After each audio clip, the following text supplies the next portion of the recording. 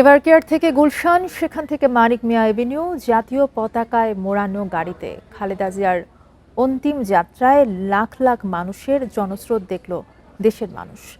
নেয়ার পথে লাখো মানুষের ভালোবাসার জানাজা স্থলে মানুষের উপস্থিতি আরেক দফা প্রমাণ করল বেগম জিয়ার প্রতি মানুষের ভালোবাসা।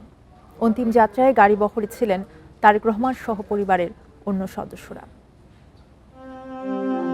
ঘড়ির কাঁটায় তখন সকাল 9:15। তিনবারের প্রধানমন্ত্রী, বাংলাদেশের প্রথম নারী প্রধানমন্ত্রী বেগম খালেদা জিয়া এলেন তার ছেলে তারেক রহমানের গুলশানের বাসভবনে।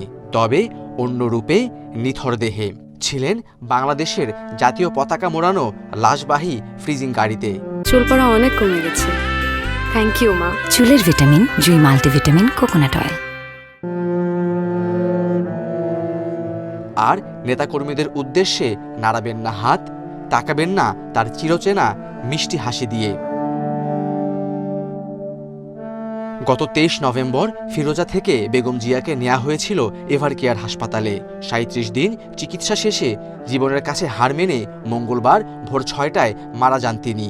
বুধবার সকাল 8:30টায় তার মরদেহবাহী গাড়িটিকে সর্বোচ্চ নিরাপত্তা দিয়ে নেওয়া হয় গুলশানে। যখন আনা হয় গুলশানে, তখন সেখানে উপস্থিত ছিলেন বিএনপির ভারপ্রাপ্ত চেয়ারম্যান তারেক রহমান ও পরিবারের অন্যান্য সদস্যরা।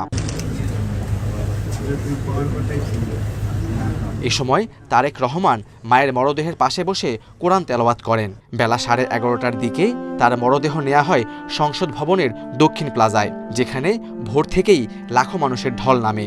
বাদ জোহর হয় একমাত্র জানাজা। আল্লাহু আকবার।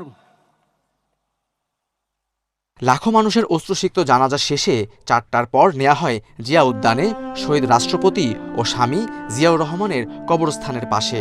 সমাহিত করা হয় বেগম জিয়াকে। জীবনে কোনোদিন জাতীয় নির্বাচনে হারেননি বেগম জিয়া। বিদায় বেলাতেও আরেকবার জয় করে নিলেন কোটি কোটি বাংলাদেশির হৃদয়। Khaled Raihan, independent news, Dhaka.